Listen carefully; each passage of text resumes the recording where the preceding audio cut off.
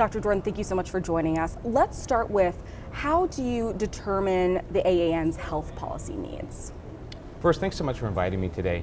You know, the Academy's vision is to be indispensable to its members, and we take that really seriously when it comes to advocacy. We recognize that there's a really broad membership, and so we take input from members directly to determine our advocacy priorities every year through surveys online. We work within the pillars of the organization as well to make sure that we're representing the Academy. And then really, we read the tea leaves. We work with stakeholder organizations to figure out what of our advocacy priorities for the year are likely to be able to move forward, whether it's legislative, regulatory, and those are the sort of primary ways we look at that. And how do the advocacy efforts of the Academy support the AAN's organizational value of well-being?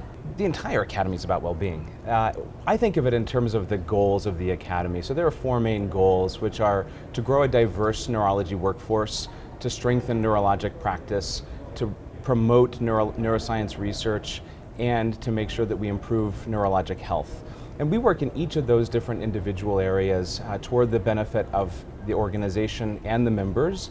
Members who get involved get benefit already for their well-being, but as we focus on growing our diverse workforce, as we focus on improving practice, we really are able to promote well-being for the members and for the organization. And what are some of the biggest legislative or regulatory issues facing neurologists today? So I think about this in three big buckets. The first is really access to care, and so that's getting access to a neurologist and also the treatments or the diagnostic tools you may need. And so we focus on making sure that we have enough GME slots, making sure that people who have trained internationally and want to stay here for practice can do so. We make sure that the pipeline for new therapeutics getting into the market is both safe and efficient, and that when they end up in the market, they're cost effective for patients to have access.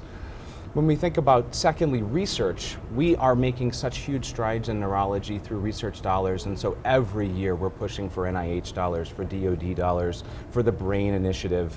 And then lastly, brain health, which is a central part of the mission of the Academy. We're pushing brain health, not only in terms of research, but that phrase is such a critical phrase that every time we're in front of legislators now, we're talking about brain health. We want to make sure that that is front and center in their heads when they're making important decisions. And we know that member participation and feedback is crucial in assisting the AAN's advocacy efforts. How can members get more involved? So there are several ways that we try to take input from our members and have them involved in the process.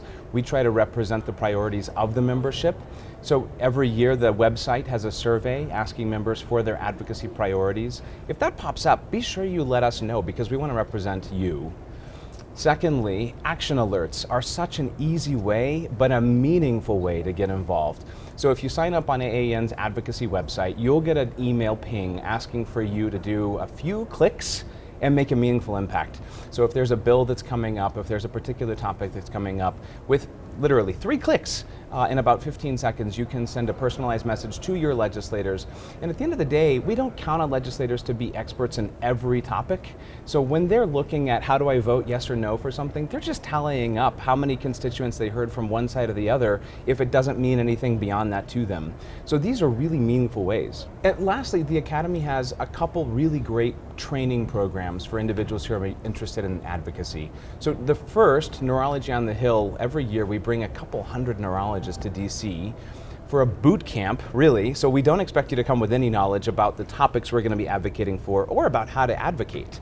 And in the first day, we do a deep dive on the particular interests of the year, the annual priorities for advocacy, and how to talk to your legislator. And then the Academy on the second day arranges meetings with your legislative offices and gives you the opportunity to use those skills in a very meaningful way.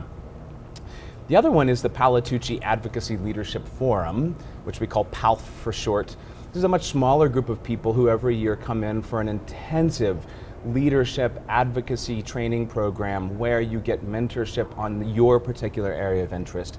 Some people come with a very local issue that they want to address. Some people come with national issues, and we try to match you with a mentor who has expertise to help you. So those are a few ways that you could get involved. Sounds like so many different ways to get involved or weigh in on issues that matter the most to neurologists. So thank you so much for joining us, Dr. Jordan. Thank you very much.